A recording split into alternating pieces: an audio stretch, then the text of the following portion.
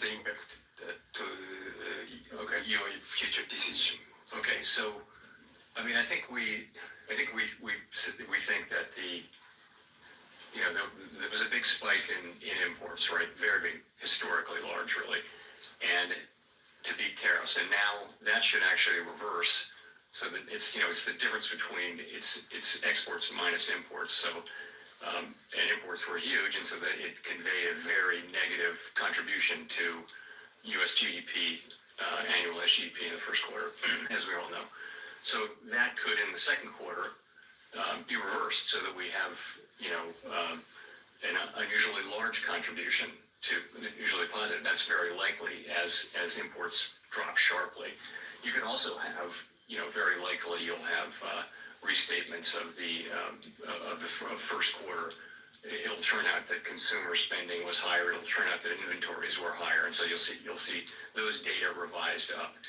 It may actually go into the third quarter too, and so I think this whole process is going to a little bit make it harder to make a clean assessment of U.S. demand. I mentioned private domestic final purchases, which doesn't have inventories government or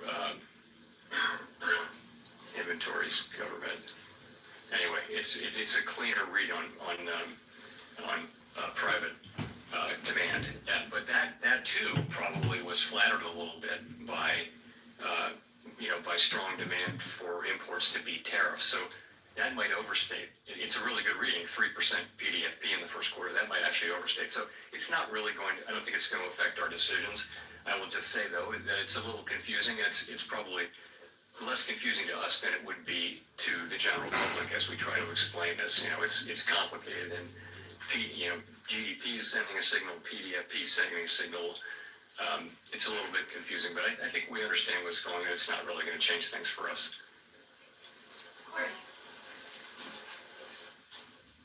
Courtney Brown from Axios. I guess, we talked about some of the indications of potential layoffs, price hikes, an economic slowdown, all being evident in the soft data. I'm curious why the Fed needs to wait for that to translate into hard data to, make any type of monetary policy decision, especially if the hard data is not as timely or might be warped by tariff-related effects. Are you worried that the soft data might be some sort of false warning? No, I mean, look at the state of the economies. The labor market is solid, inflation is low. We can afford to be patient as things unfold. There's no real cost to our waiting at this point. Also, the sense of it is we're not sure what the right thing will be.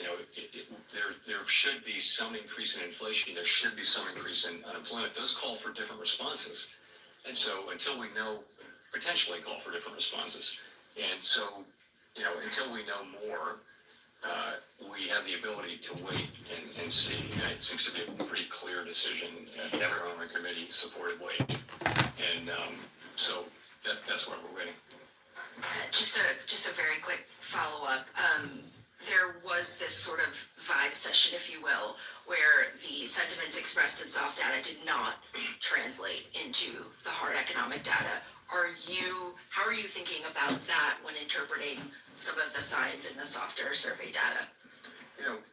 I think going back a number of years, the link between sentiment data and consumer spending has been weak.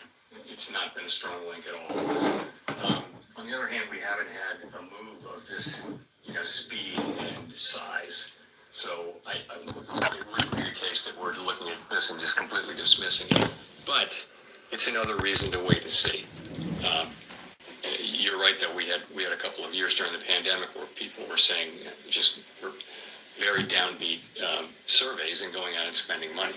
So that can happen, and that may happen to some degree here. We just don't know. This is an outsized change in sentiment, though, and so none of us is looking at this and saying that we're sure one way or the other.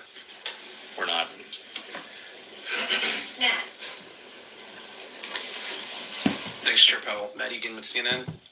So you mentioned earlier that you're monitoring the shipping data, and we have seen in the shipping data that imports from China into the Port of Los Angeles have plunged, and that has